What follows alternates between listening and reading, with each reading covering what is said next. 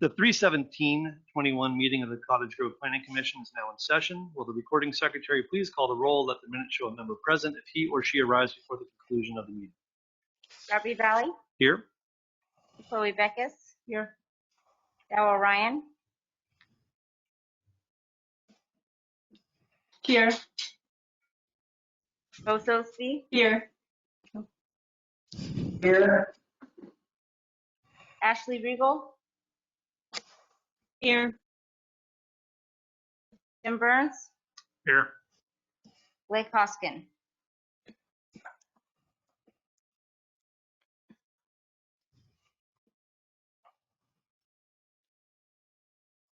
Not here, or we're waiting for an unmute? Don't see him. Okay, so we'll mark him as not present. He shows up before the end of the meeting. We will mark him as present. Okay, roll call is completed. Are there any members of the press present? Seeing and hearing from none, the proceedings will be conducted in accordance with the Cottage Grove City Municipal Code and State Law ORS 197.763 as follows. The chair will announce the item of business. The staff will then present the staff report and recommendation. The applicant will then have an opportunity to present the proposal and address any issues raised by the staff report and recommendation. Fast enough. This is Cameron Wrighton from K&D. Okay, thank you, Cam. For public testimony, I will first ask to hear from people who would like to speak in favor of the proposal. I will then ask to hear from people who have neutral comments or questions about the proposal, neither for nor against. Finally, those in opposition to the proposal have an opportunity to present testimony. City staff may then present additional material and recommendations based on the public testimony. The applicant will be given the opportunity to have the last word. After each presentation, I will ask for questions from the commission. We are recording this hearing, so please clearly state your name and address when you are called to speak. This will help preparing accurate written minutes of the hearing and also assist with mailing copies of the decision to all interested parties. If you have a written testimony or other evidence to submit, please give that to staff so it can be entered into the record. Given the number of people present and on Zoom or GoToMeeting, we will ask that each speaker limit themselves to no more than 3 minutes. Please remember, all presentations will be timed. You will be informed when your allotted time has expired. All speakers exceeding the time limit will be asked by the chair to immediately conclude his or her remarks. If you do not finish your presentation, be sure to provide a copy of your statement to the staff. In order to minimize repetitive testimony, organizations are encouraged to have only one person speak for the group, with other members of the organization standing to show their support. Each person may testify only once unless called back to the podium at the request of a commission member to respond to a question. Thank you for your cooperation. Are there any items to be added to the agenda? Yes, there are. I would like to request that there be a motion passed to add to the end of the agenda the Planning Commission appointment of representatives to the Bicycle and Pedestrian Master Plan Advisory Committee. I move to appoint representatives to the Bicycle and Pedestrian Master Plan Advisory Committee. Second. It is moved and seconded. Because of the crowd, I'm going to call off the roll for votes. So, Bex, yay or nay? Yay. Okay. Orion, yay or nay? Yay.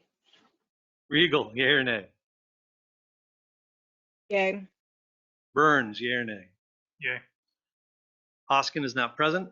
Soulsby, yay or nay? Yay. Okay, and Valley, I vote yay. The motion passes and carries. We will add that to the end of the agenda, and we'll dispense with any other changes unless any other commissioner wants to make any other changes to the agenda. I'd like to make a motion to amend the agenda to have the staff report and commissioner discussion on MCPA 1-21B4 SBR 2-1. Okay, it has been moved. We move our second item to the first position to the second position. Is there a second? Second. It's moved and seconded. Any discussion? Hearing none, I will call the roll. Beckus, yay or nay? Yay. Orion, yay or nay? Yay. Regal, yay or nay? Yay. Burns, yay or nay? Yay. Hoskins still absent. Soulsby, yay or nay? Yay. Valley, yay. Okay, we will agenda the amendment as described. The minutes of 2/17/21 have been mailed out prior to this meeting. Are there any corrections or additions to these minutes?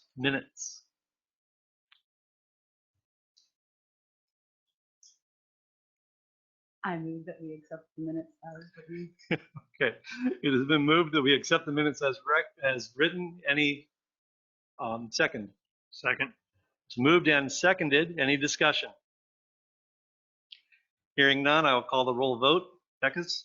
Yay. Orion? Yay. Regal? Yay. Burns? Yay. Soulsby?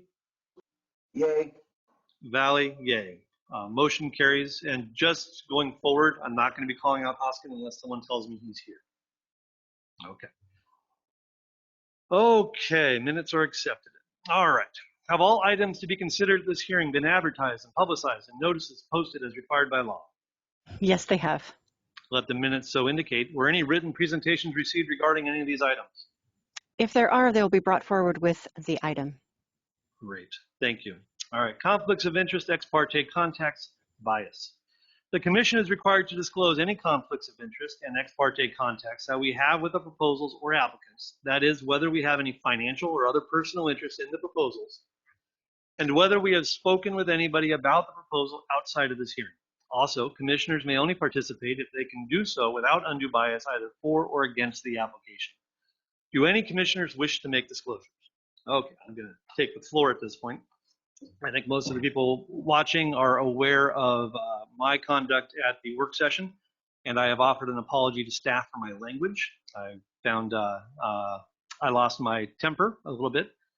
I have quite a bit of connection to this property in that when the school board, I was the president of the Harrison Parent Club at the time that we decided to get a new Harrison school. I was then elected chairman of the, what was that? It was a bond committee in order to get $36 million in order to build the school. Promises were made, lots of things were said.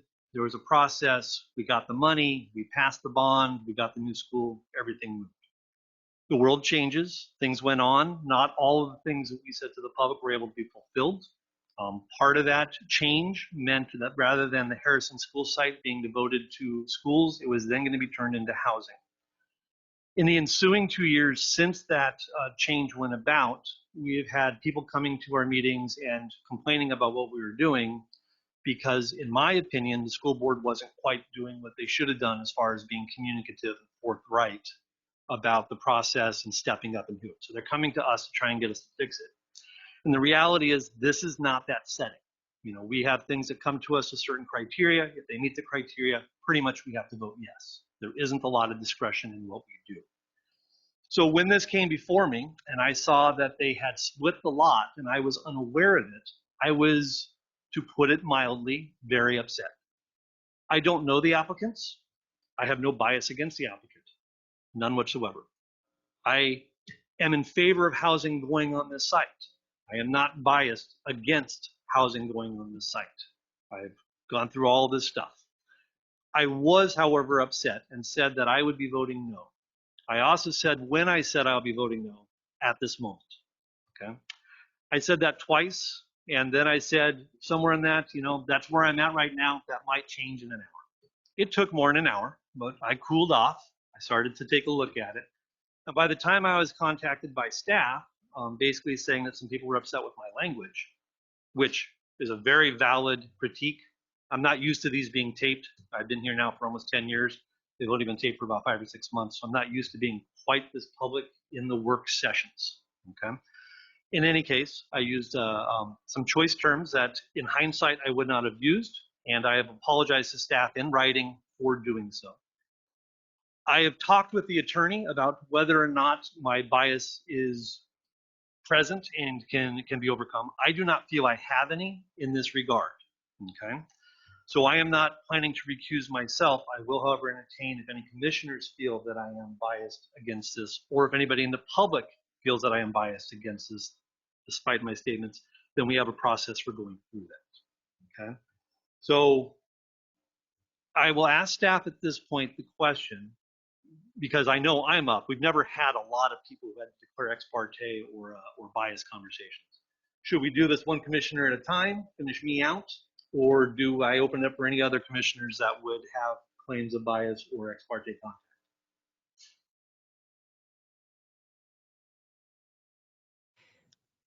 And that could be the lawyer or Amanda or Eric. Ross, would you comment on that, please? Yeah, sure. It really is.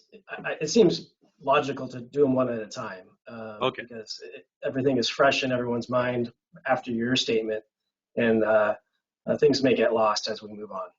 Okay, fair enough, and I have absolutely no problem with that. Okay, so that said, I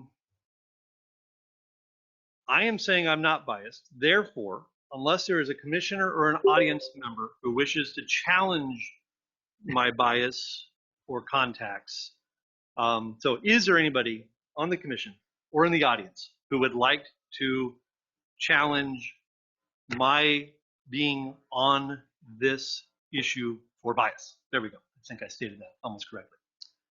And I will give a few seconds for people to raise their hand and to comment.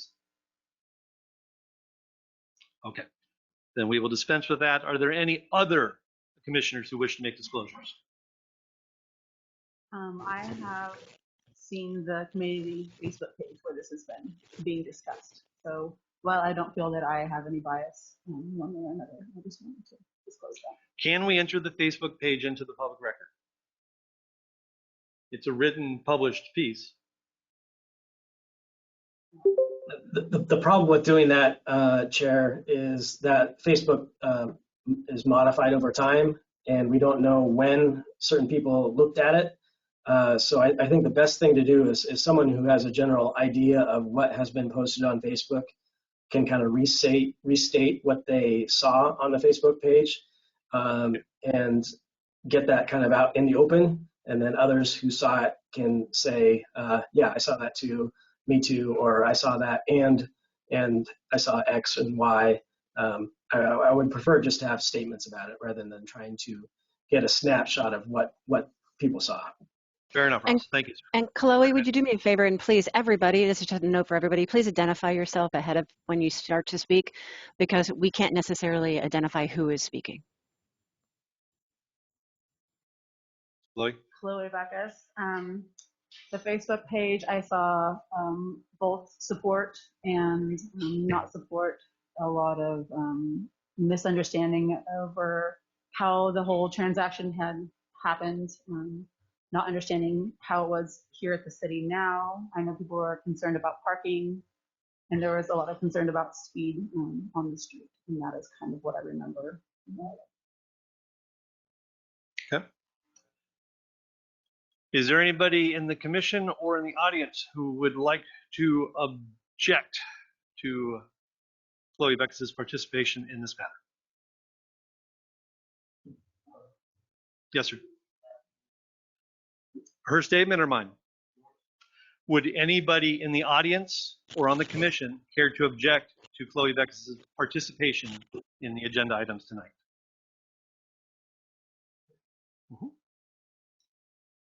Hearing none, are there any other commissioners who wish to declare, make disclosures? Tim Burns.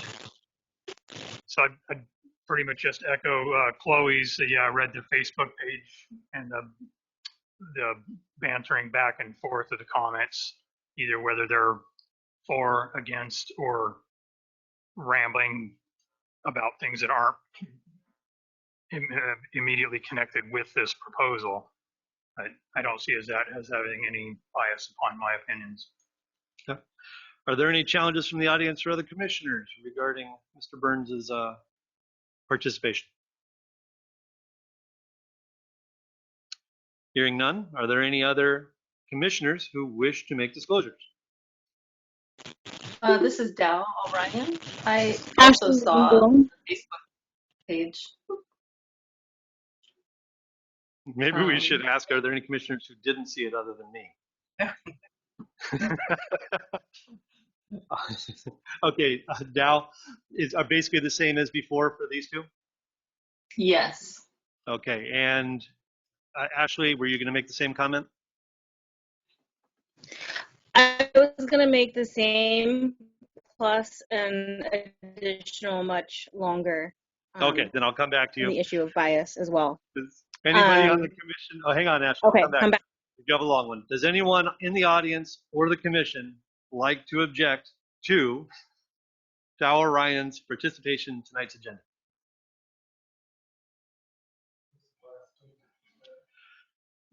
So we're doing the same thing over and over again. Basically, we've all had some contact with this outside of the meetings.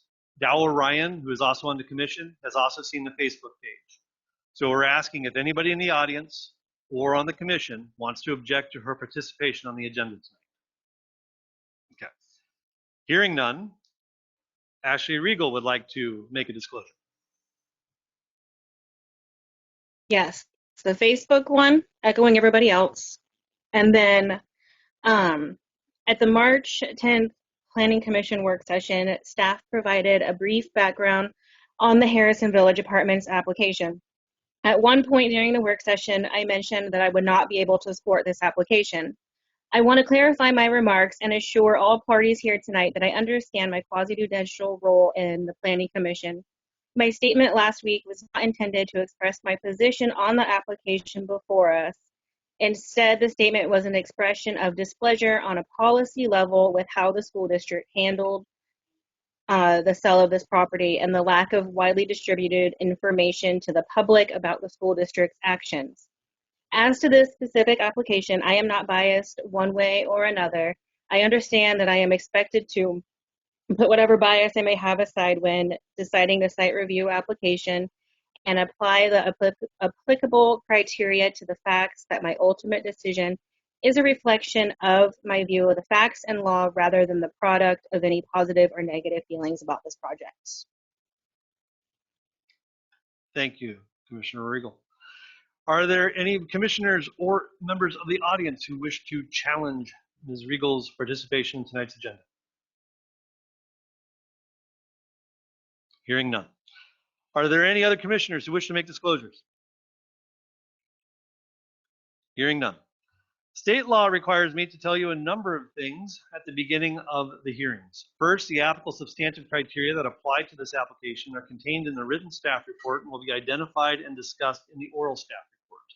Second, your testimony, arguments, and evidence must be directed towards these criteria or other criteria in the comprehensive plan or development code that you believe apply to this application. Third, failure to raise an issue accompanied by statements or evidence sufficient to afford the decision maker and other people an opportunity to respond may preclude appeal of a decision on this application based on that issue. Finally, to the applicant, failure to raise constitutional or other issues relating to proposed conditions of approval with sufficient specificity to allow the city to respond to the issue precludes appeal to the City Council and Land Use Board of Appeals based on that issue. Per Title 14, an appeal must be filed within 15 days after the notice of action or decision has been served. Every appeal shall be in writing on the form available in the Community Development Office. Appeal applications shall include the required appeal fee and a narrative stating the grounds for the appeal and the alleged error. I will now open the public hearing on MCPA 1-21 at 7:19 p.m. Staff report. Thank you, Commissioner. So this application before you is a comprehensive plan amendment and land use map amendment that applies to 1945 Harvey Lane. Jason Fuller owns two lots at this that are addressed here. One is a 0.28 acre lot that is identified as map 2003-2732, tax lot 301, and it's developed with a single family home that was built in 1949 and is addressed as 1945 Harvey Lane. It's at the intersection of Harvey Lane and Gateway Boulevard. Mr. Fuller also owns tax lot 101 on that same map. It's a 0.7 acre triangular parcel that contains part of his side yard as well as the road and sidewalk of Gateway Boulevard and part of the hillside of the east side of Gateway adjacent to I-5. Between these two parcels lies the 24-foot wide public right-of-way of North 19th Street, which is currently functioning as the driveway for the house at 1945 Harvey Road. The parcels are designated as tourist commercial and are zoned as CT commercial tourist. This zoning, by the way, was placed onto the property in the late 70s. So the house clearly predates the designation for commercial tourist. Mr. Fuller has made this application to change the designation and zoning on his house to residential commercial, which is RC, in order to allow him to rebuild a home on this property if the existing house is destroyed. Tax Lot 101 is included in the redesignation application as it's part of the development, even though the house is really primarily located on 301. The residential commercial designation allows for redevelopment of commercial uses on the property, but it also allows for the retention of the single-family home. The city plans to work with Mr. Fuller in the future to dedicate the right-of-way of Gateway as a public road and transfer the portion of North 19th that is his driveway into private ownership. That land use process will be handled separately from this application and will include the appropriate property line adjustments, and that would be noticed to the adjacent property owners as applicable. So there are two parts of the application before you. The first is to amend the comprehensive plan land use map to redesignate the property from T, tourist commercial, to RC, residential commercial. And the second is to amend Title 14, the Cottage Grove Development Code land use district map to rezone the property from CT, commercial tourist, to RC, residential commercial. Mr. Fuller doesn't have any intention of removing the single-family home, by the way. This is largely so that he can continue to utilize the house as a single-family home and get financing on the property.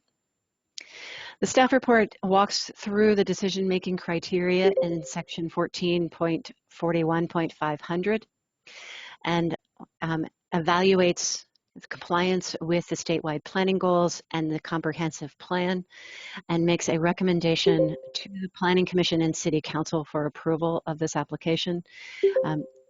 Any recommendation that you make tonight needs to be a recommendation to Council, because the final decision will be made by the City Council on this application. Thank you, Amanda. Is there anyone in the audience that would like to speak in favor of this item? Is there anyone in the audience that is neutral or has questions regarding this item? Come forth to the podium, state your name and address for the record, please. My name is Clint Sessions. I live at 1114 South 10th Street. And my question is just about, it could apply to either of the projects that we've been into tonight. But should one think that they see something being done incorrectly or not in the way the construction company said they were going to be doing something, is there a process after the 15-day period mentioned earlier for calling someone's attention to it and getting answers, like,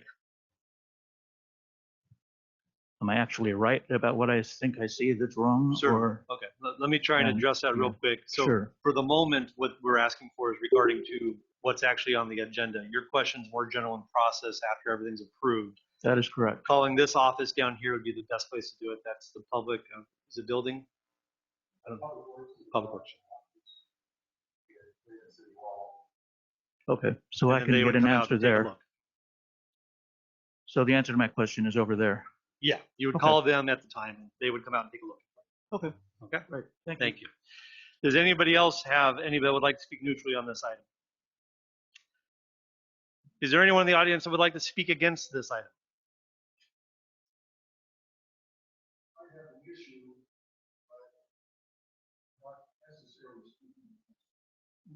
Close enough. Come on up.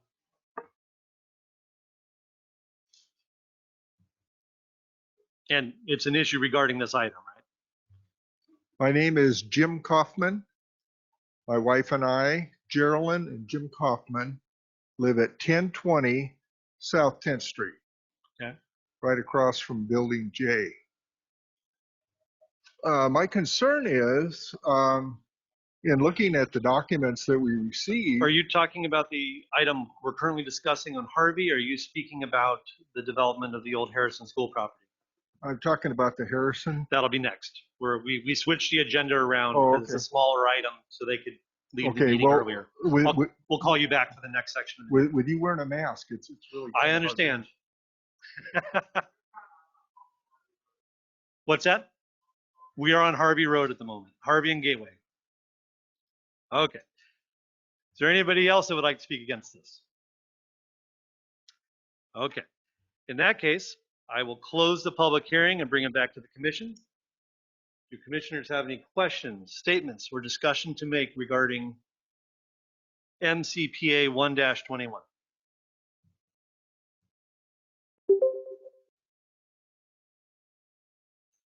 And if I hear none, I would entertain a motion. I move that the planning commission recommend adoption of application MCPA 1-21 to the city council based on the criteria. Second. It has been moved. I didn't hear that. Okay. Moved and seconded. Moved by Beckus, seconded by both Burns and Regal. You can take your pick who you put on the paper. In that case, any further discussion from the commission? Beckus, yay or nay? Yay. Orion, yay or nay? Yay. Regal, yay or nay? Yay. Burns, yay or nay? Yay. Hoskin is absent. Soulsby, yay or nay? Yay. Valley, yay. The motion carries. The next item for business is SDR 2-21. So I now open the public hearing on SDR S-2-21 at 6, oh, that clock hasn't been adjusted, 7:27 p.m. Staff report.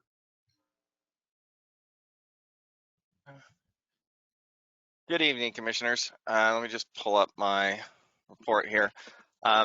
You have before us tonight site design review application to develop an 80-unit multifamily apartment complex on the undeveloped portion of the former Harrison School site.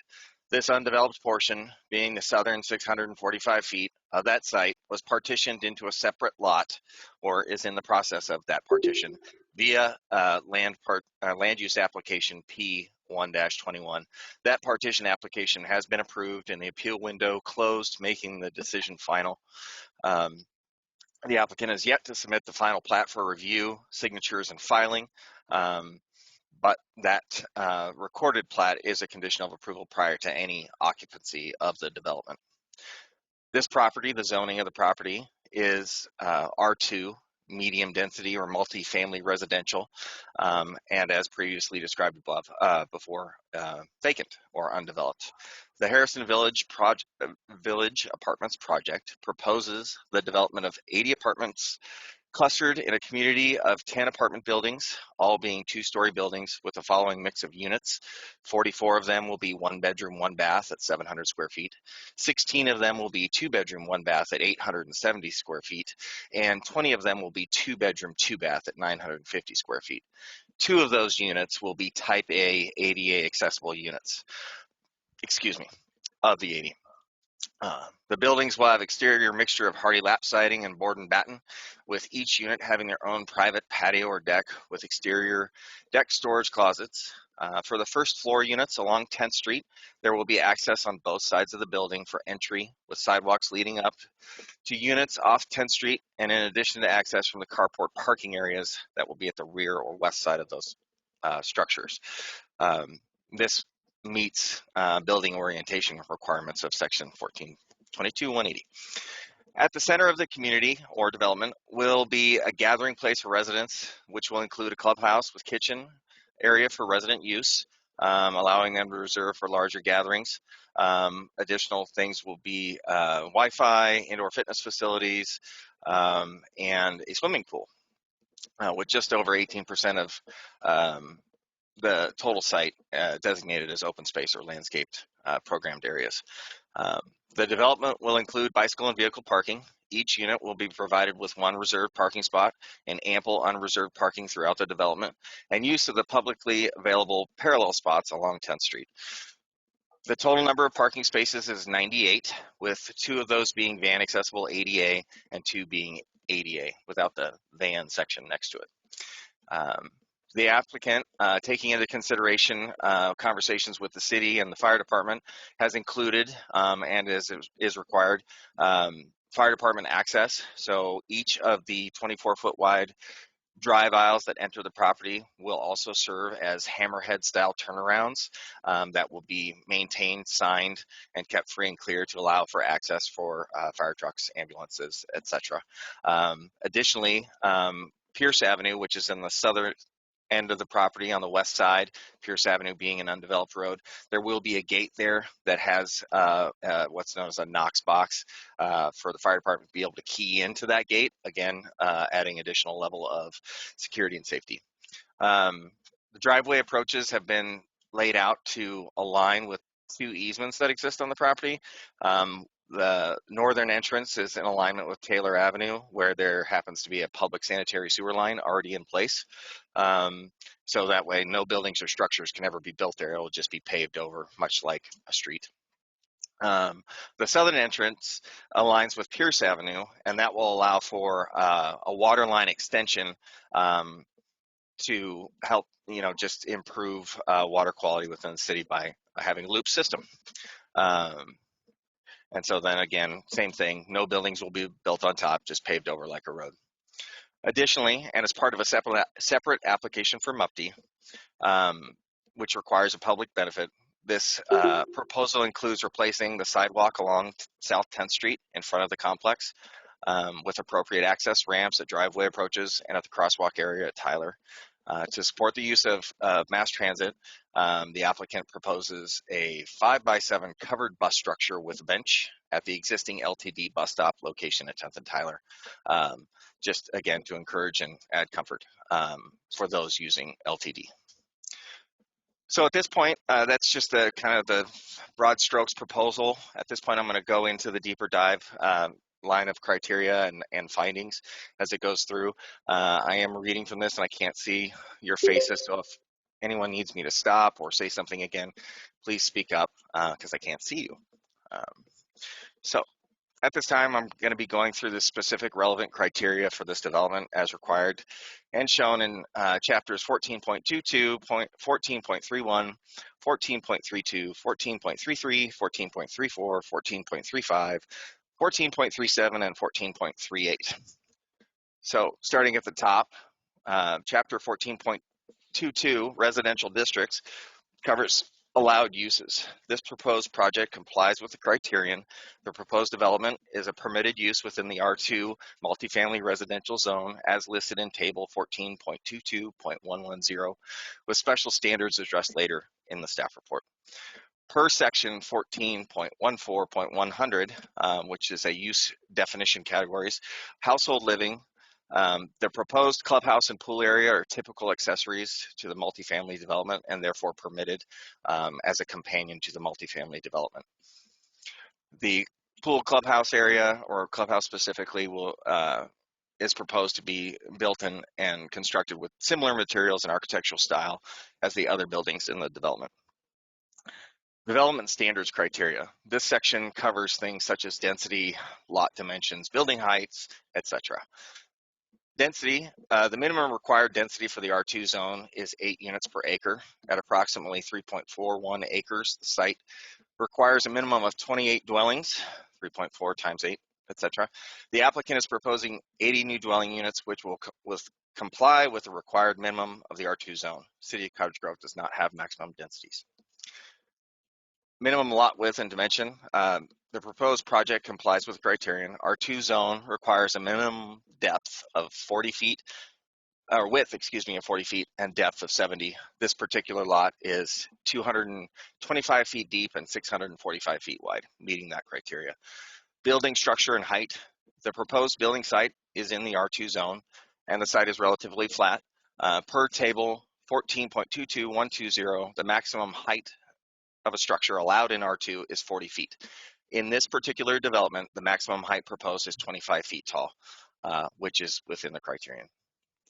Height step down for adjacent R or R1 districts. The adjacent zoning to the proposed development site is R1. As shown on the plan set provided by the applicant, the nearest R1 dwellings are 44 and 59 feet away from the location of the proposed new structures. This would meet the criteria at a 25-foot tall building structure being that far away to meet the step down criteria. Lot coverage. Lot coverage maximum in R2 is 60%. The applicant has proposed 11 buildings with 16 carports totaling approximately 40,000 square feet or 27% of the lot. This criterion is met. Landscaped areas. Proposed project complies with minimum criteria, 10% being the minimum. As proposed, the total landscape area of the site is 26,880 square feet per the plans provided by the applicant. Total site is 148,000 square feet. The proposed landscape plan includes low hedges and side obscuring fence to buffer parking areas from adjacent development, street trees along South 10th Street, and parking area trees throughout the development. All landscaping within the development will be irrigated. Minimum setbacks. The proposed project complies with the criterion. Proposed setbacks are located across the parcel. Proposed buildings are set in a campus-like orientation towards the landscaped areas. The minimum rear setback for R2 is 10 feet with a building height of 16 to 28 feet. As mentioned before, the building height here is just 25 feet. So as said, it's meeting the setback criteria of 10 feet or more. The build to line does not apply in the R2 zone. Fences and walls. The maximum height of fences without additional permitting or variances is 7 feet within along all sides and rear outside of the first 15 feet where it can only be 4 feet tall. The applicant proposes installing new 6-foot fencing around the north, west, and south boundaries of the development. The applicant is also proposing a small retaining wall on the southeast I gotta drink some water. Southeast corner of the development site. Retaining walls over 4 feet in height shall be designed by an engineer. Fence height shall comply with the standards of 1432-500. Building orientation. The build to, as stated before, build to criteria does not apply in the R2 zone. This development proposes ground floor unit entrances along units facing South 10th. Connected to the public right-of-way via 5 and 6 foot wide paved sidewalks to meet the criteria of having at least one primary entrance facing the adjoining street. Other units in the development face internal areas connected by ADA accessible walkway systems, meeting the criteria. The proposed off-street parking location within the development under carports assigned to each unit. Parking areas will be accessed via 2 ingress-egress driveways. Parking areas are connected to each building via ADA compliant walkway systems. And what that basically means is that the parking areas are internal to the development. They haven't been placed in such a way that makes it so that you have to go through a parking lot to get to a front door. So that's what that means. Where developments such as this contain multiple buildings, this is from the code, and there's insufficient street frontage to which buildings can be oriented, a primary entrance may be oriented to a common green, open space, plaza, or courtyard. So as I stated above, there is not sufficient frontage to get all 10 apartment buildings facing the public right-of-way of 10th Street or even Pierce Avenue for that matter. And so that's where layout and landscaping and connective walkways have created that connectivity within the space to give it a pedestrian-friendly feel. Architectural design standards. This section of the code applies to all new buildings, including accessory buildings over 400 square feet.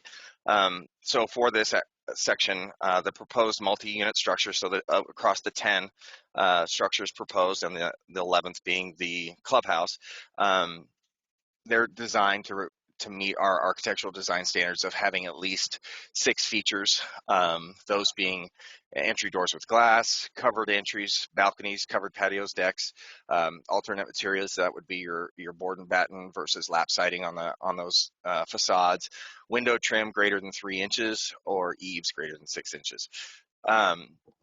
Eyes on street, minimum requirement is 40% in the R2 zone. As proposed, those structures that are facing 10th Street have a percentage about 55% of that facade is either a window or a covered patio, someplace where folks can occupy to meet that. Articulation is met with covered entries, rear entries, mechanical chases, and mechanical bump outs on the sides. Special use standards within the residential district. So I mentioned earlier that multifamily is allowed in the R2 zone as long as it meets the special use standards. So that's where this section is relevant.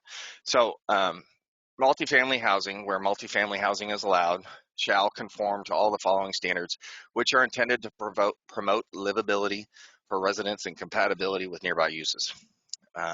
So building mass, this is relevant to how big the structure is. So the maximum width or length of a multifamily building shall not exceed 160 feet from end wall to end wall, not including outdoor living spaces such as porches, etc. The new buildings, the biggest being 111 foot long and one of the smaller ones being 95 foot long and the others in between, do not exceed that 160 foot condition. Common open space. So a minimum of 10% of the site area shall be designated and permanently reserved as common open space in all multifamily developments in accordance with the criteria. So criteria being the site is defined as the lot. So that would be the entire 148,000 square feet, excuse me. And to meet the standards, contain one or more of the following features, such as an outdoor recreation area, protection of sensitive lands, such as if there was a wooded area or maybe a nice pond or something. That would be an example of those things. Other options are outdoor playgrounds, outdoor sports courts, swimming pools, walking, fitness courses, pedestrian amenities, etc. There are no historic structures or landmarks on the site. To receive credit for an open space area, the minimum width shall be no less than 20 feet by 20 feet. And then this project is not within the residential commercial district or central business district. So criteria E does not apply. For this project, the applicant has proposed to develop 14,000 square feet of common area for the pool and clubhouse area as the anchor of their open space requirement. Other common areas around the development site include landscaped areas for outdoor activities. The location of the common area is central to the development site with vehicular access from the southern entrance, meeting the criteria. Let's see, private open space. So this is we just got done talking about open spaces that are for the residents, the community, if you will, of the Harrison Village. Private open space is for the tenants themselves. So that criteria would say that a minimum of 50% of all ground floor units shall have at least 48 square feet of a private space, and a minimum of 50% of all upper units shall have the same 48 square feet minimum of private space. This isn't in the residential commercial district, so criteria C doesn't apply. Each of the 80 proposed units is proposed to have a 65 square foot private space located on their patio area, meeting the criteria listed above, right? Trash receptacles. Trash receptacles shall be oriented away from building entrances, excuse me. Setback at least 10 feet from any public street and adjacent residences, oriented with openings away from adjacent residences, and shall be screened with an evergreen hedge or solid fence or wall not less than 5 feet tall. Receptacles must be accessible to trash pickup trucks. The applicant has proposed the siting of 2 garbage enclosures, one each adjacent to or located on the entrances, but located at the west side of the property, so on the far side. These are blocked with walls. They're at minimum of 10 feet from all other structures, meeting the criteria listed above. Let's see. So now we're going to shift gears. That's the end of the special use criteria for multifamily. Now we're getting into details regarding access and circulation. So specifically vehicular access at this point. Excuse me. So access permits. This would be for the creation or deletion of driveway approaches, curb cuts. As stated earlier, the applicant has proposed 2 curb cuts for this project, one being in alignment with Tyler on the north end of the project, and the other being in alignment with Pierce, which is on the west end, but more or less mid-block there on that east side. An access permit will be required at time of land use review to ensure that the location is where it was on this proposal here, and as it's is or isn't approved.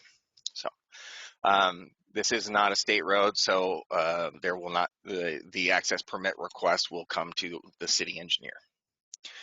Traffic study requirements. The city may require, this is from the code, the city may require a traffic study prepared by a qualified professional to determine access, circulation, and other transportations in conformance with section 14.41900 traffic impact study. Per that section, 14.41900, the following trigger a TIS requirement: a change in zoning, or plan amendment designating the change to the facility per section 14.47800. This is not an application to change the zoning, so that criteria would not apply. Any proposed development or land use action that a road authority states may cause or be adversely impacted by operational or safety concerns along its facilities. The city engineer, Ron Bradsby, has reviewed this proposal and has not determined that there are any facilities that would be adversely impacted by this. Land divisions with 30 lots or more. Again, this is an application for site design review, not subdivision or partition. That criteria would not apply. An increase in site traffic volume generation by 300 average daily trips or more. This question does go under review, but the IT manual, which is the transportation manual for vehicle trips per day, would indicate that for multifamily dwellings, there's a factor of 0.61 for each unit. So well below the 300 increase that is quoted in the code there. So that criteria would not apply either. An increase in peak hour volume of a particular movement to and from a state highway. Again, 10th Street is not a state highway. That criteria would not apply. An increase in use of adjacent streets by vehicles exceeding 20,000 pounds gross vehicle weights by 10 vehicles a day or more. This is multifamily development. It's not understood that there would be large vehicles such as 20,000 pound or more gross vehicle weights traveling down any side streets or to and from this project as residents. So that criteria would not apply. The location of the access driveway does not meet minimum site distance requirements or is located where vehicles entering or leaving the property are restricted, or such vehicles queue or hesitate on the state highway, creating a safety hazard. Once again, City Engineer Ron Bradsby has reviewed the location of the proposed entrances and considered the amount of additional traffic and their location. And in consideration of this factor, does not believe that a traffic study is required. And the last one, a change in internal traffic patterns that may cause safety problems, such as backup onto a street or greater potential for traffic accidents. Again, the question here is internal. There is no development there now. So yes, it is a change, but there is adequate drive aisle for either direction of traffic, and it is not believed that any conflict shall occur that would require mitigation at this point in time.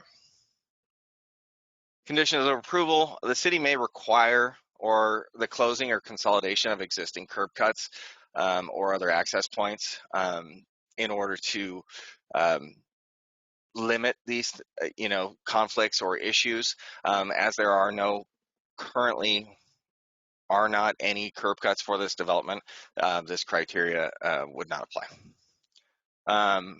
Corner and intersection separation. So backing onto public streets, new and modified access shall conform. So except as provided under subsection 4 below, the distance from a street intersection to a driveway or other street access shall meet the minimum spacing requirements for the street's classification in the city's transportation system plans. No driveway approach may be located closer to the corner than 30 feet on local streets and 50 on collectors and 75 on arterials. The proposed development has 2 access points. The south access is approximately 100 feet from the nearest intersection to the north or south, and the northern entrance is aligned with Tyler Avenue such that the access point will act as a 4-way intersection. The alignment and placement of the northern access has been reviewed and approved by the city engineer to meet the criteria.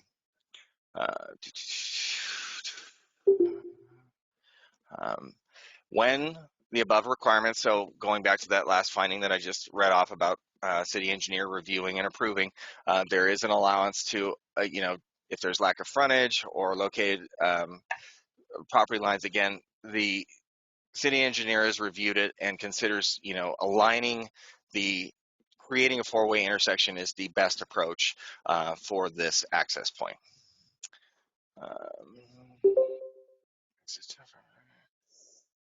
So access to and from off-street parking areas shall not permit backing onto a public street. The proposed project complies with this criterion in such that the site parking areas have been designed that backing onto a public street would not be required for vehicular circulation. That is that, to get in and out of your space, you're not, maneuvering in the public right-of-way in order to enter a parking spot. You would be maneuvering in the right-of-way to turn left or right into or out of the intersection, or into the driveway, such as you would at any other intersection.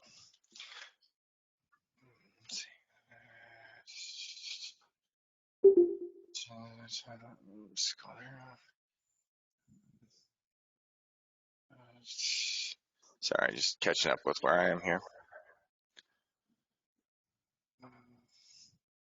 Okay, site circulation. New development shall be required to provide a circulation system that accommodates expected traffic on the site, pedestrian connections on the site, including connections through large sites and connections between sites as applicable, and adjacent sidewalks must conform to the provisions of sections 1431.300.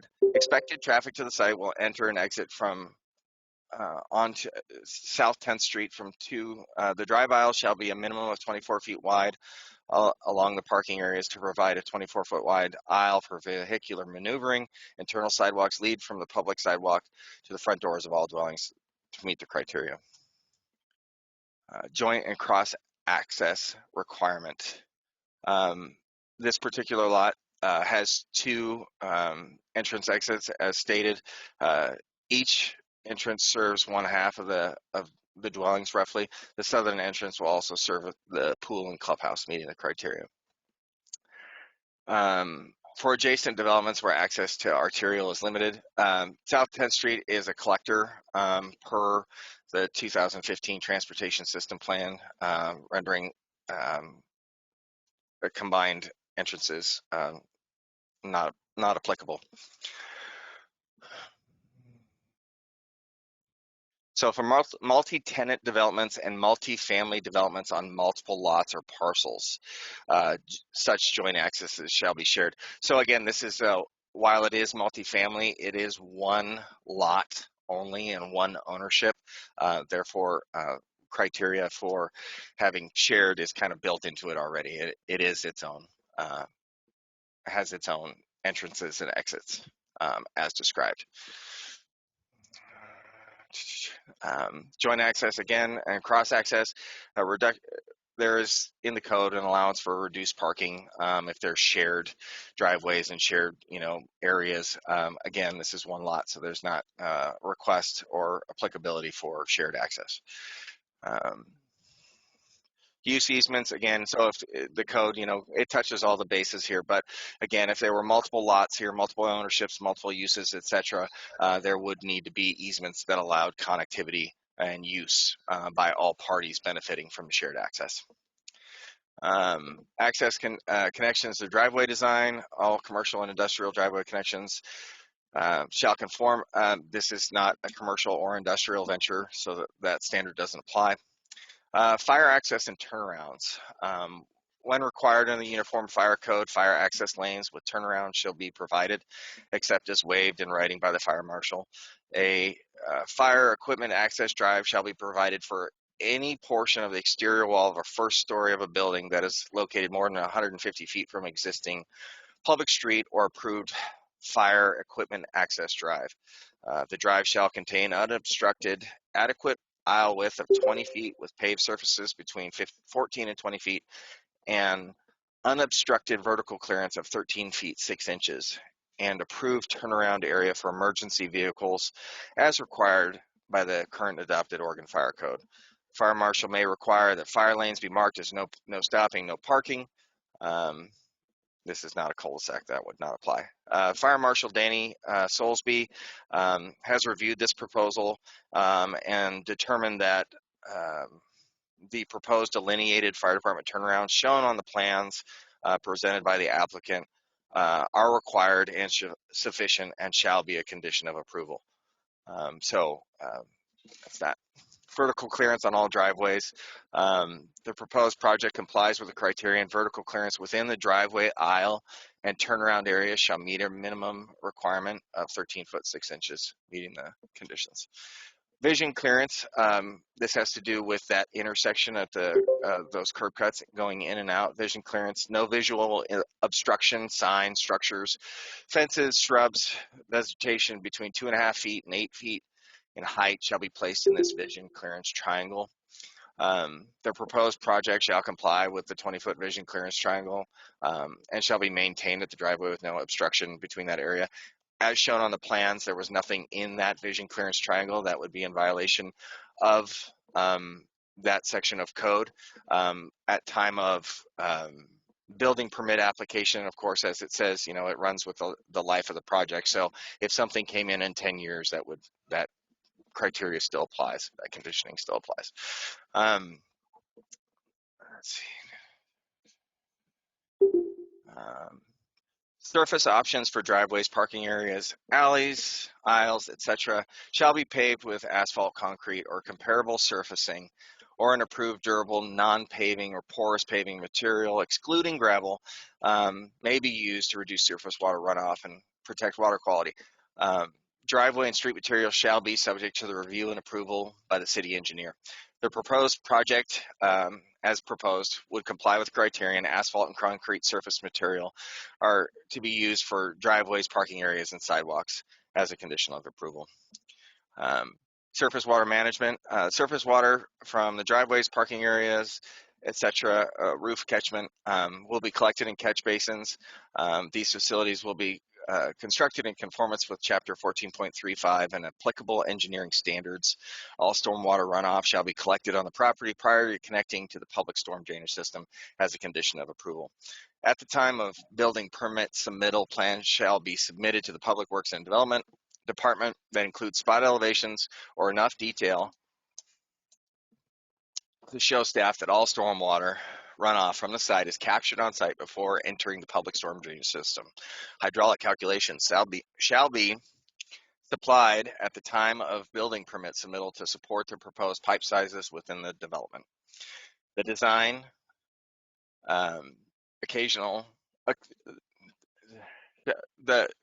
the storm used for design shall be a 10-year storm with 60-minute duration.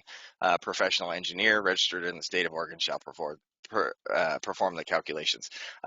See the city engineer's memo for additional information on that. Driveway aprons. The driveway approach apron curb cut will be constructed with concrete or asphalted concrete and designed to conform with the city engineering's design criteria, again, in the city engineer's memo included in this staff report. Pedestrian access and circulation. So we're shifting from vehicles to pedestrians. A continuous walkway system. The pedestrian walkway system shall extend throughout the development site and connect to all future phases of development and to existing planned off-site trails, etc., public parks, open space to the greatest extent practicable. The developer may also be required to connect stub walkways to adjacent streets and private property with a previously reserved public access easement for this purpose in accordance with section 1431 and 200, vehicle access and circulation standards. The on-site walkway system proposed through the development site connects to the public sidewalk system on South 10th Street, consistent with the standard. There are no adjacent areas requiring a pedestrian connection, although there is paving, as I mentioned earlier, all the way up to the end of Pierce Avenue, where it meets this parcel on the west side, on the southwest side, with a gate there. But again, not for public use, but there is paving and it will be accessible out to that point. Walkways shall be constructed as approved in this prior to final occupancy as a condition of approval. Safe, direct, and convenient walkways within a development shall provide reasonably direct and convenient connections between primary building entrances and all streets based on the following definitions. Reasonably direct, meaning route does not involve a significant amount of out of direction travel. So to go north, you don't have to go south first or something like that. Safe and convenient, free from hazards, primary entrance for commercial, industrial, public, institutional. It's not any of those things, but there is connectivity via the proposed sidewalk system to the public right-of-way, to parking areas, to the clubhouse and pool area, and each individual residence. Connections with the development, as I stated, there are walkways, ADA accessible walkways that connect each unit to other units within the development meeting the criteria. Walkways shall connect all on-site parking areas, storage areas, recreation facilities, and common areas, and shall connect off-site adjacent uses to the site as to the extent practicable. Topographic or existing development constraints may cause for not making certain walkway connections. So the proposed project, as stated before, complies with this criterion. The proposed project includes walkways connecting all dwelling entrances with the development parking areas, as well as providing links to the adjacent public streets and clubhouse, pool, etc., garbage areas. Let's see, large parking areas. This applies to developments, parking areas that exceed 3 acres. The total site of this project is 3.4 acres with the parking area consisting of less than 50% of that. Therefore, that criterion does not apply. Walkway design and construction. So vehicle walkway separation, except for crosswalks that are generally striped or use an alternate material, shall be raised a minimum of 6 inches from adjacent driving surfaces to create separation and improve visibility. The proposal by the applicant includes a walkway system along all of these driving surfaces that is raised 6 inches from the driving parking surfaces where it's adjacent, meeting the criteria. Crosswalks, their presented plans did not specifically indicate a striping or paving plan to establish connections across drive aisles, but they do show the ramps to make those connections. As a condition of approval and upon building permit review, the applicant will need to provide some delineation showing those crossings within the development to meet this criteria as a condition of approval. Walkway width and surfaces. Walkway and accessway surfaces shall be a concrete, asphalt, masonry, some other durable surface as approved by the city engineer, at least 5 foot wide. Multi-use paths, bicycles, etc. are 10 foot wide. The applicant is proposing 5 to 8 foot wide sidewalks within the development with spurs leading to individual dwellings or buildings.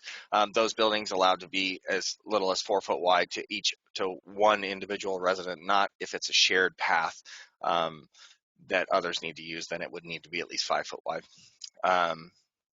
The proposed sidewalk shall be constructed per the required code of a durable surface.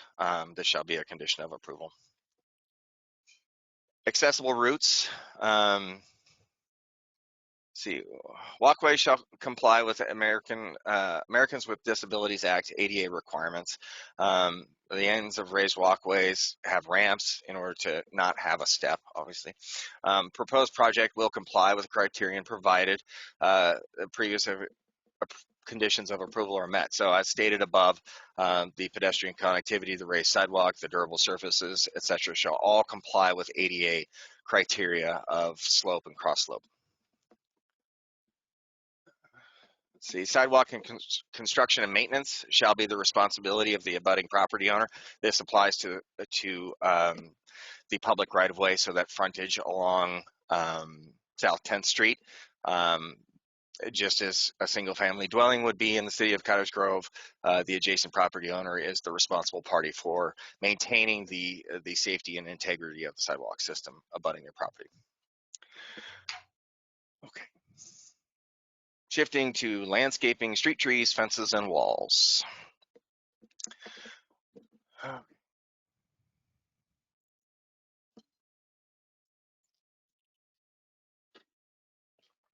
Excuse me.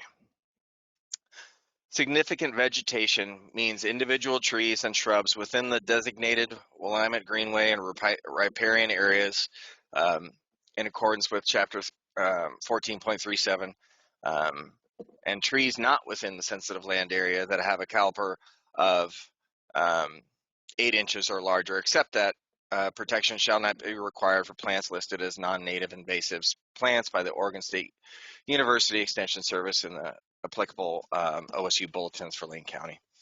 Non-native plants include, but are not limited to, purple loosestrife, leafy sponge, yellow star thistle, puncture vine, gorse, scotch broom, and non-native blackberry. This particular site is not within the Willamette Greenway, and there are trees along the fence line, but not within the development site.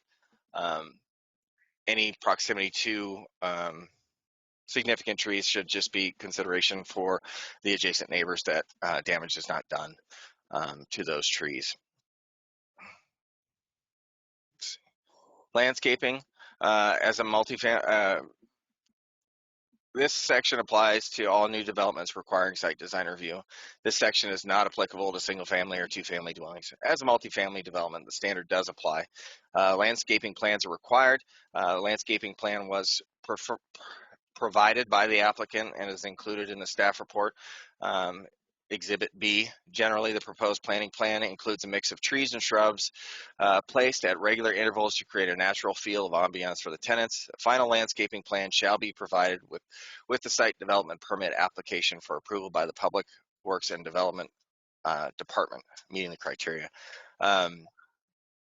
Landscape areas, residential and residential commercial districts. So the totality of the site that needs to have landscaping within the R2 zone or any residential commercial zone is 10% of the site, with common area spaces, including landscaping, parking area buffers, and total lot square footage of 48,000 square feet. The applicant has proposed 26,880 square feet of landscaped areas.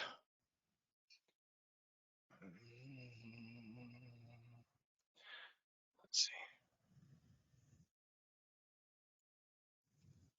The applicant shall show compliance with the landscape materials section at time of site development permit application, showing that they're meeting criteria for tree caliper, species, and location and spacing, and irrigation. Setback, again, for landscaping, when we receive these site design review applications, we ask the applicants to show us that they have the space to do what the code says. So if it's something like, having street trees or having, sufficient square footage, again, referring to the preliminary plan in Exhibit B, you'll see that there's sufficient area for setback yard planting along the front setback for street trees, in addition to around the parking areas for parking islands, etc., meeting the criteria. Upon approval, if approved, that's when an applicant, when they come back for their actual permits, that's when they have to show that they're meeting the species requirement and the into the detail on that. So for parking areas, the areas around a minimum of 10% of the total surface of all parking areas, including the drive aisles, as measured around the outside, shall be landscaped, consisting of trees and ground cover plants, etc. So going back to what I just said, they've shown that they have the space to do it. It will be up to them, if approved, to come back and show that they're planning it in an evenly distributed way that shows, that it looks and meets the requirement for canopy and buffering. So the areas around and adjacent to the parking areas are proposed to be landscaped areas. Shrubs and other landscaping will also be used as shown on their plans throughout the site, but when it comes through on the building permit phase, they'll show a more detailed plan as per condition of approval. Parking area landscaping specifically, so trees. 1 tree for every 3,000 square feet of paved vehicular use area distributed. I believe, according to their proposal, that they had, 19 parking area trees, which would, of a total of 38,000 square feet of parking and maneuvering area, one tree per. They show they would be required to have at least 19 trees. I do believe that the applicant is proposing to plant over 100 trees as part of this application, meeting the criteria.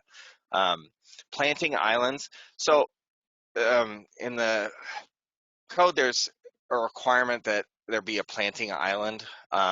Planting islands shall be provided at the ends of each parking row and at intervals within the parking rows, so that no stall is more than 45 feet from a planting island. The planting island shall be 7 feet in width as measured from the outside edge of a 6-inch wide curb and a minimum of 140 square feet. Each of these islands shall have a tree. So going back in, the applicant proposes 19 parking area trees, meeting the requirement for, there it is, 116 trees to be planted within the development. The parking areas oriented towards the interior of the development, the applicant has to cover the majority of the parking spaces. Okay, missing a sentence here.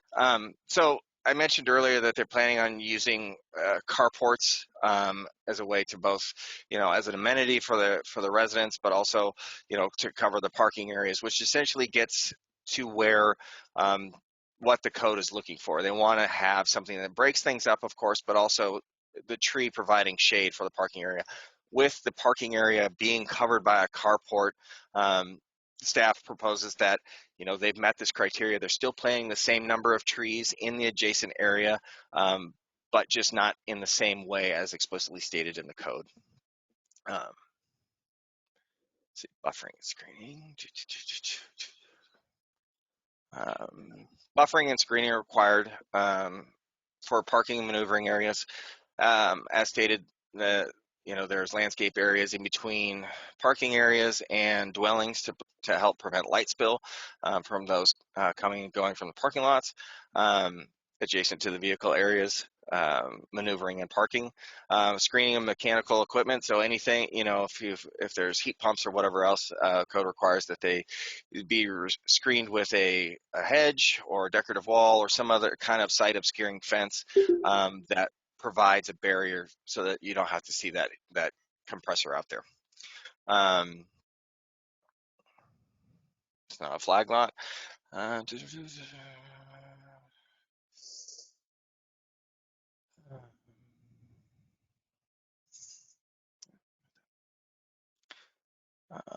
Maintenance and irrigation. Irrigation is required for all commercial, industrial, or multifamily landscaped areas. The use of drought-tolerant plant species is encouraged. If the plantings fail to survive, the property owner shall replace them with an equivalent specimen. All man-made features required by this code shall be maintained in a good condition, otherwise replaced by the owner. Backflow devices are, of course, required for all new water connections, but especially irrigation systems. The proposed project complies with the criterion as shown on the plans for planting mix proposed on the preliminary plan. An approved backflow preventer will be installed as part of the system. Complete irrigation plans will be submitted at the time of site development permit application. The maintenance requirements shall be conditions of approval. The property owner shall be responsible for the continued maintenance of all landscaping, grass, shrubs, plants, and trees for the duration of the development. Any plants, etc., that die must be replaced with like species immediately at the property owner's expense. The density of tree coverage shall remain or expand with those conditions as stated. The criterion is met. Street trees.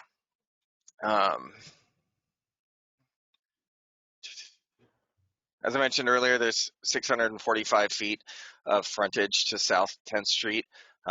Street trees are to be planted at an interval of 30 feet, taking exception to things such as driveway approaches or other infrastructure. So if there was an above ground double check valve or something like that in the way for the water system, we certainly would not encourage them to plant a tree on that. But still getting to the quantity of trees at the end. All trees planted must be on the approved street tree list, and at time of planting, measure 2 inches in caliper at 4 feet above grade.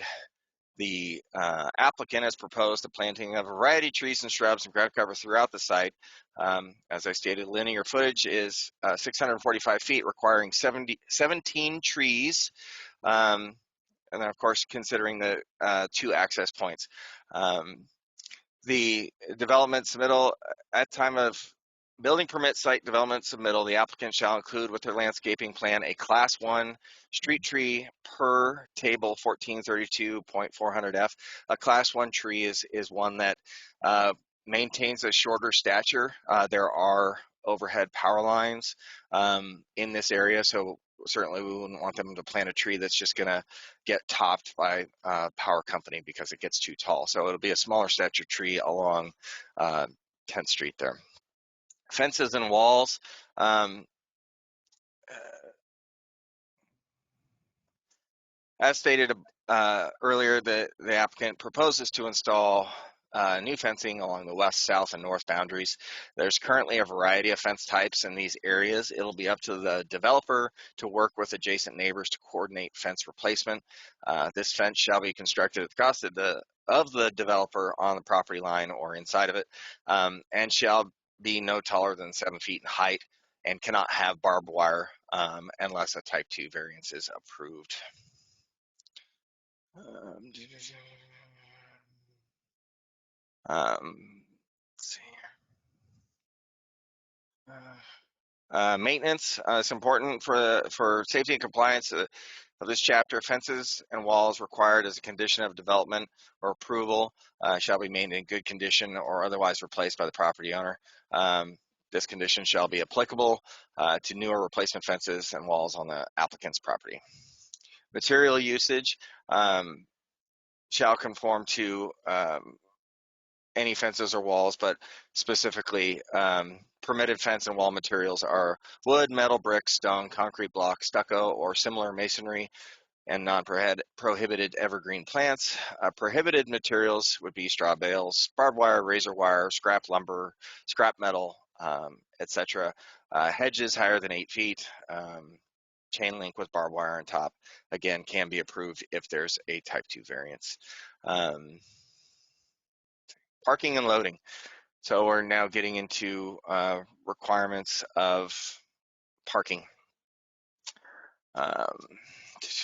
Vehicle parking is determined by the minimum standards dictated by the use as shown in table 14.33.300A or through a separate agreement. So if there again was an adjacent property owner that land was being used or something like that, but that's not the case here. The subject property must comply with the minimum parking requirement identified in table 14.33.300A, which states that the required minimum parking for multifamily residential requires 1 space for a 1-bedroom or studio, 1.5 spaces for each 2-bedroom dwelling. There are 44 1-bedroom dwellings and 36 2-bedroom dwellings, requiring a total of 98 spaces in the site. The applicant has proposed to provide 98 spaces within the site, meeting the minimum requirement. The applicant is also, and as required, providing 2 van accessible ADA parking spaces and 2 ADA accessible parking spaces. No compact spaces are proposed with this development. Credit for on-street parking, the applicant is not proposing or utilizing the parallel parking allowed on South 10th Street in their calculation. It is all on-site, meeting their requirements. Minimum accessible parking as discussed above. There are 2 van accessible ADA spaces and 2 regular ADA spaces, which shall be compliant with the signage and dimension standards as set out in table 14.33.300B and listed above on the staff report. Off-site parking, no off-site parking or parking on another parcel of land is proposed with this project, meaning the criterion does not apply. General parking standards. Vehicle parking is allowed only on streets, within garages, carports, or other structures, or on driveways or parking lots that have been developed in conformance with the code. Chapter 14.21 land use districts, this as described, and chapter 0.31 or chapter 14.31 access and circulation. So the development, this is required when there's multiple land uses within an area. The parking as proposed and described above is located within a development to meet the standards of length and width and quantity. There is no shared parking with adjacent developments. There is only one use within the development, meaning that there's not another metric to use for counting parking spaces for the minimum requirement.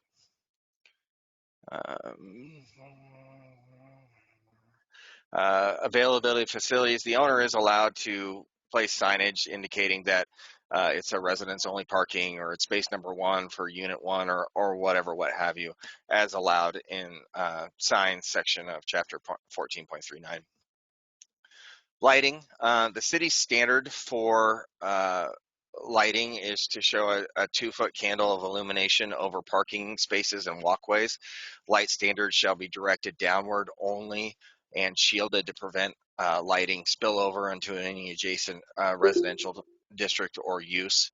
The city standard, as stated, is 2-foot candle of illumination. Conditions of approval will require that the proposed parking lot lighting meet the illumination standard.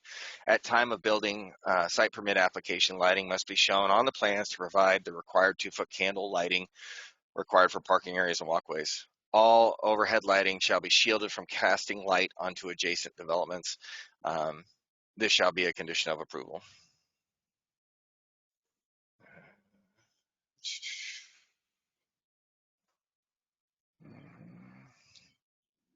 Parking areas, parking spaces shall be screened or located so that headlights don't shine onto adjacent residential uses. The proposed layout of the site has parking oriented towards the middle of the development with planted beds at the head of the parking areas or other structures, such as that these planted beds and structures will prevent headlight spill into adjacent residential developments. No exception for required parking has been requested or would be applicable to this project. No reduction in parking number has been requested with this application. It's not a commercial use. No commercial parking therefore is required. Maximum number of parking spaces. The number of parking spaces provided by any particular use in a ground surface parking lot shall not exceed the minimum number of spaces required for each use as provided by the section by more than 50%. So that's basically saying if they had, they're required to have 98, round up to 100. If they wanted to put 150 in there, that would be the exceeding that by 50%. As stated above, they're putting in 98 as required by the code. Parking stall dimensions, all off-street parking shall conform to city standards, surfacing, stormwater management, striping, etc. Motor vehicle parking shall measure 9 foot wide by 18 foot long. For larger lots, more than 10 spaces, they could have had compact spaces, but they chose not to do any compact, so that does not apply. Parallel parking, there is none planned within the development. There's no alleys. ADA standards, as stated above, the 4 ADA spaces shall comply with standards for signage, striping, surface, and dimension. Bicycle parking shall be 2 feet by 6 foot minimum on a concrete pad per bike or within a garage or patio or whatever residential use. At time of building permit application, it'll be up to the applicant to show compliance with the standard of parking stall dimension. It'll be both reviewed on the plans prior to the issuance of permits, and it'll also be reviewed at time of inspection in the field prior to occupancy as a condition of approval. Bicycle parking requirements. Minimum required parking spaces for bicycles.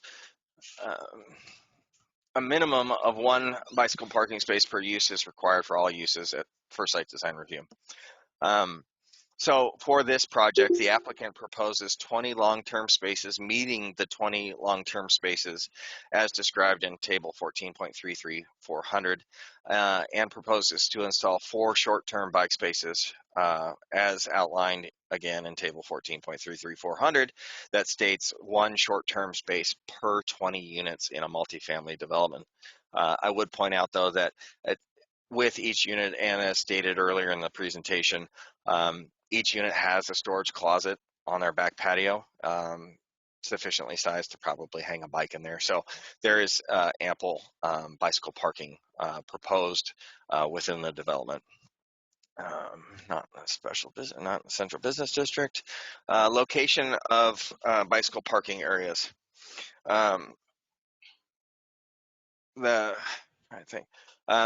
Where the applicant has proposed to install the bicycle parking areas, there is sufficient lighting, access to public or paved walkways, etc., to meet the criteria of location, pedestrian access. So it's not going to block where they're sited. They're not going to block the walkway. There's at least 4 foot path around them. The dimensions of being 2 foot by 6 feet wide, providing overhead clearance of at least 7 feet. The design, it has to be, something that can actually secure the bike to the frame, via a lock, etc. So it has to be something that isn't something you can just break by looking at it, I suppose. Visibility and security. There's no customer or visitor parking spaces proposed, explicitly, but the location of the bicycle areas will be visible from the shared driveways and public right-of-way.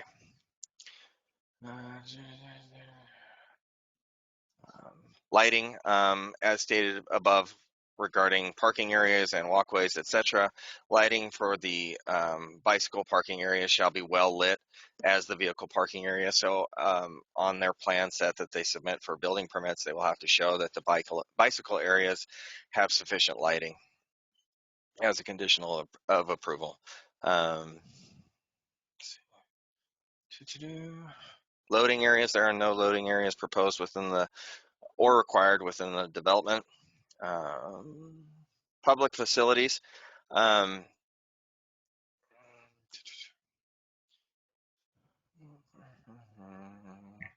a lot of this section has to just do with the public right-of-way and is specifically addressed where applicable by the city engineer's memo in his review of the project. Any public facilities constructed, though, as part of the project, I mentioned at the top that the applicant is proposing to reinstall brand new sidewalks and ADA ramps along in the public right-of-way on 10th Street, that will have to all meet city standards for construction.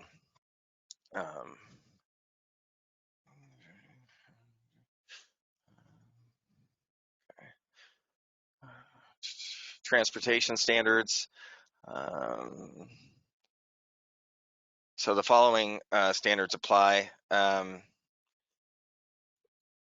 If there were a new street being constructed, things like that, there would be requirements for performance guarantees. There are no streets, no new public rights of way proposed with this development. Therefore, performance guarantees are not required. We're not creating new rights of way, as I stated. Access easements, no access easement. There are no public access easements proposed with this development, but as stated at the top, there's been an agreement to install a new water line, which would have an access and maintenance easement, but not a public access easement. It would be for city and or contractors to enter that space. No new streets are proposed. The project's not a subdivision. Okay, so traffic signals and traffic calming features. Traffic signals shall be required with a development when traffic signal warrants are met in conformance with the Highway Capacity Manual, the Manual of Uniform Traffic Control Devices. The location of traffic signals shall be noted upon approved street plans where proposed. The developer's cost, the timing and improvement shall be included as a condition of approval. When it meets the criteria. Traffic signals are not proposed or required to mitigate the impact of this development as described. And after review by the city engineer, pedestrian connections through the site are delineated by being on a raised sidewalk or shall be delineated at time of building permit review per condition of approval to create those connections. Therefore, traffic calming features not required. No future street plans. No new rights of way, as I said before. Intersections. This is where we get to skip a lot of stuff. No alleys, no private streets, no street lights. Public use areas. The dedication of public use areas. There is something in our code that would, under certain types of application, require dedication of land for public use, such as a park with a subdivision or something like that. Or in other cases, there's an opportunity for developers to make an offer of, dedication of public land in exchange for system development charge credits. The applicant has not proposed to make any dedications of public land or request the SDC credit that may be allowed with that. So that criterion does not apply. Sanitary sewer, water sewer service improvements. This project is considered new development. Connections to the public water and sanitary services are proposed to serve the project. The city engineer has supplied the following comments, which will be considered conditions of approval. I'm gonna glance through that and answer questions if they come up. Storm drainage requirements. The proposed project does conform to the criteria, and the city engineer has reviewed it for consideration. And as I stated before, at time of building permit review, the applicant will have to show via engineer's calculation and modeling that the pipe size, et cetera, meets the criteria in order to capture and convey all surface water on the site to the city system. Utilities, code requires that all new utilities, utility lines, including but not limited to those required for electric communication, lighting, cable, and related, shall be placed underground, except for pad mount transformers, surface connection boxes, meter cabinets, etc., may be above grade. The development shall comply that all dry utilities be placed underground, including telephone, television, power, internet, etc. See engineering memo for additional comments on that subject. This is not a subdivision. Easements, I just briefly discussed above. There is an existing sanitary sewer easement that runs east-west in alignment with Tyler. It's understood that that easement width is only 6 feet. City current standard for access and maintenance easements is 14 feet. City engineer has requested that that easement be granted, and I believe the applicant is agreeable to that. That easement shall be recorded at Lane County Deeds and Records as a condition of approval. Same applies for the water line easement that will be in alignment with Pierce Avenue. Construction plan. Work and that's either the water line work in alignment with Pierce, or work that is relative to the public right-of-way shall meet city standards as described above and discussed in the city engineer's memo.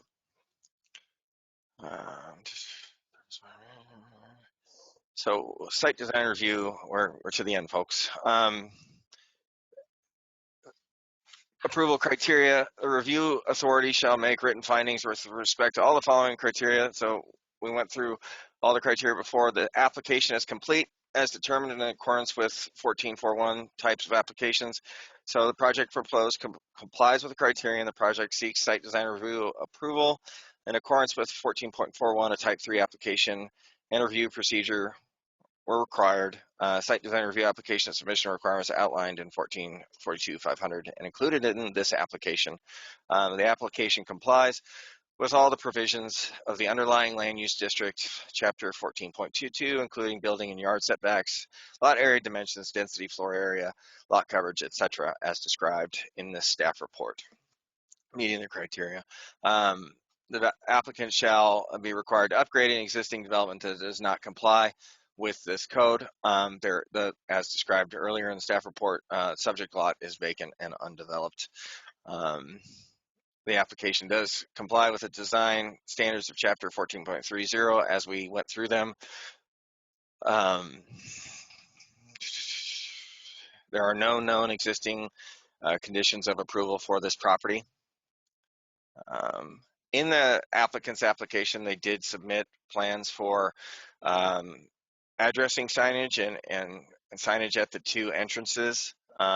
The criteria for a sign in the residential district is that the signs shall be no more than 8 square feet per side, and the sign shall not be face lit. That is not one where it's the plastic letters and the lights inside and it glows. It can be lit from externally, but not face lit. The signs proposed by the applicant would meet the criteria of less than 8 feet per side. I mentioned this again at the top, but just for redundancy, there is an approved and finalized partition application that created this lower parcel.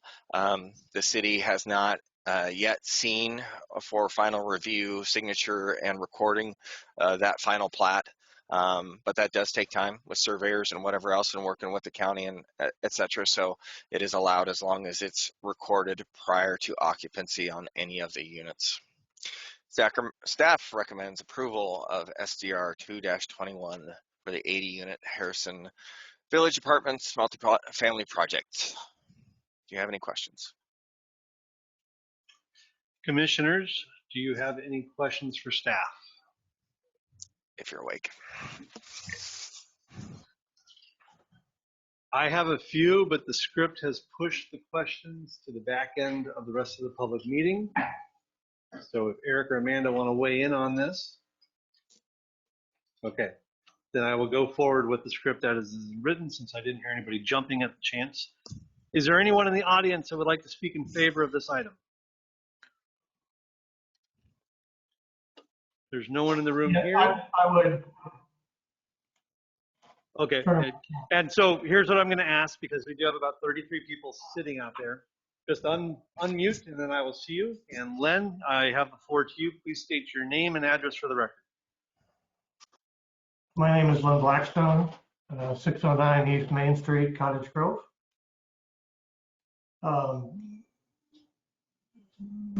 I was going to make quite a few comments, but given at the beginning of the meeting there was direction that the comments needed to be limited to 3 minutes, so I will do so. I did submit a letter for the record, which was much more extensive, and it went into a lot of issues I think all of us would agree are not really pertinent to the application as given. So I'll just be very brief. We need housing, and other than the apartments by the fire station, we haven't had new apartments built in Cottage Grove in 40 years. I've lived here for 36 years. This is my hometown. And I'd like to just make some personal comments to my neighbors. And that is, thank you, Darby and Ashley, for your comments at the beginning of the meeting. Yes, there have been some unfortunate statements made, such as an accusation that I did some bait and switch. All I want to say is hiccups are a part of life. So please be nice to yourself and to others. I think I understand your hurt and anger over Harrison. I wish I had a wand to be able to heal, but I don't. So for what it's worth, I too felt disappointed having to put the property up for sale. It was not what I wanted. But in the end, it's not about me. It's about our community. And this development will be good for our town. As we're all able, I think all of us need to try to move on. So the criteria, I believe, has been met. And I can tell you that I have a lot of confidence in the developer. We spent a lot of time together over the last 7 months. And I think we are incredibly blessed to have them willing to invest in our community. I support the project. Thank you. Is there anybody else that would like to speak in favor of this item?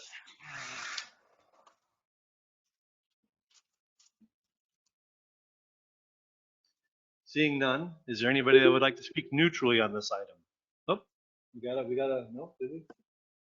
The beeping is throwing me off. Is there anybody that would like to speak neutrally on this item? I would, Darby. Resident, can I have your name and address for the record, please? Karen Munsell, P.O. Box 174, Cottage Grove, Oregon 97424. Thank you. Go ahead. So I've followed the whole meeting. I did watch the planning session, and in the beginning of this meeting, some things were addressed. And in speaking neutral, all of you would have had to move away if one of you did if you would have had to have removed yourself, because all of us who live here have a particular feeling about Harrison. I drove a bus there for 10 years. And so I have a particular feeling about it, but my husband also crawled under that asbestos for years when he worked for the district too, before hazmats. So I thank Mr. Blackstone for trying to communicate a bit, and Amanda for answering all of Darby's questions in the planning session. And the conversations that you're seeing out in the public are really about the process. And I just want to say that there's a lot of people, they might want to comment. Yes, we need new housing, and we have a lot of work to do. So that's all I want to say. Thank you. Thank you. Is there anybody else that would care to speak neutrally on this item?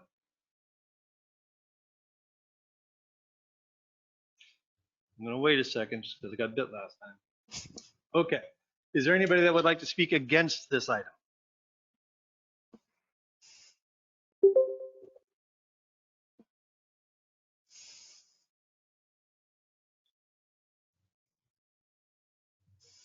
Seeing none, does staff have any rebuttal comments?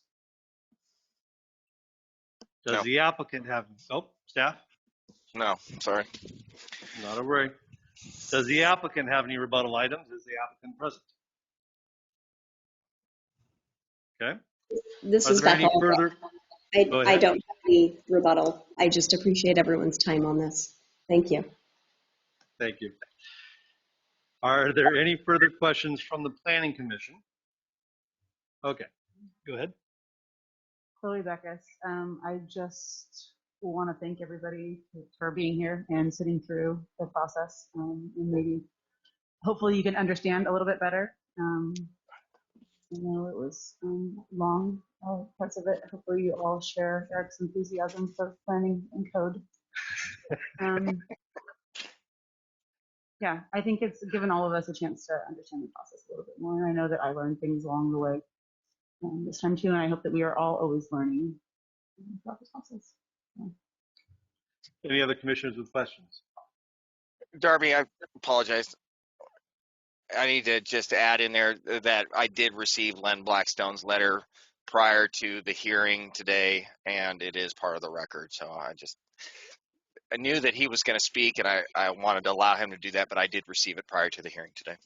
Okay, so it will be entered as part of the record and available for everybody. Okay. 609 East Main Street. Yeah. Okay. Other commissioners with questions? Hearing the beep in, I don't know if that means somebody. I have some, and I apologize. I thought we'd be an hour ahead already. Okay, you had said that there's no curb cut requirements because there's no curb cuts. They obviously have to cut the curb or they're not going to have driveways. Roger. So what I was saying is that there's a section of the code that would say if there's an existing curb cut, or driveway approach, whatever, that's would not be used with the alignment proposed by this applicant. The city may say, okay, get rid of it. Okay, and the applicant yes, has already you're right. said they're going to replace all the sidewalks and redo all the curb cuts anyhow, is my understanding from reading the application. Yes. Okay. Along their frontage. Yes. Next, the Tyler egress. From one of the later points, I'm assuming there is no signal there. We're creating a four-way intersection. Do we need signs? Is there anything that's needed there? So this would again go to that section of the code where it talks about having sufficient warrants. Warrants are they're measurable items such as, you know, unfortunately could be accidents, could be speed issues, could be, you know, a number of things. On the face of it right now, there wouldn't be anything saying that that additional sign facing, you know, in to the development, but that is implied in the driver's code, right? So anytime you leave, whether it's Safeway or whatever, you are required to stop prior to entering the right of way from private property. So that's something that can be added, of course. So at this point, no signage is triggered. There's no need or requirement. Should issues arise, balls get run over, animals, whatever, we'll readdress this. Right, and that is it. And that would be a council item.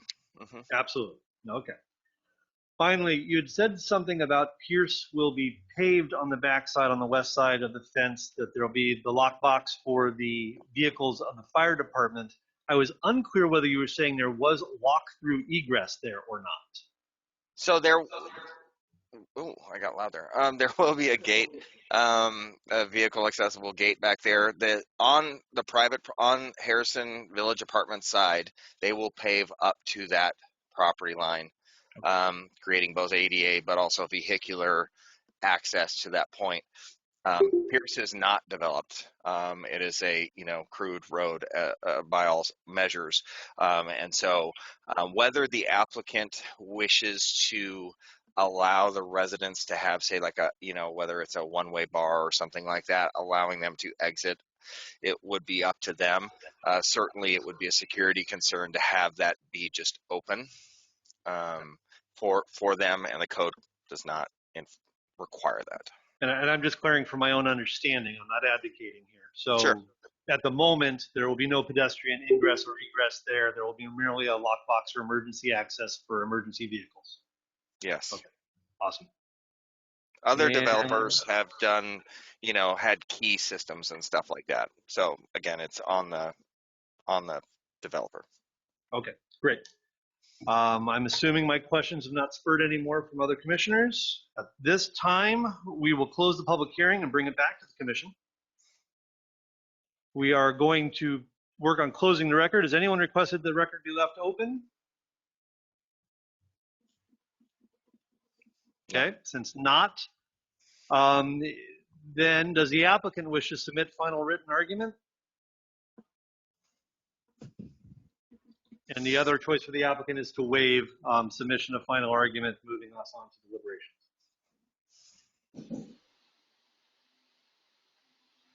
The new script, so I can't coach you.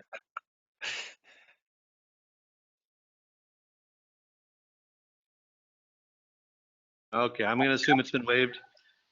All right, deliberative decisions. Are there any comments or questions further from commissioners? If there are no more comments or questions, I will entertain a motion.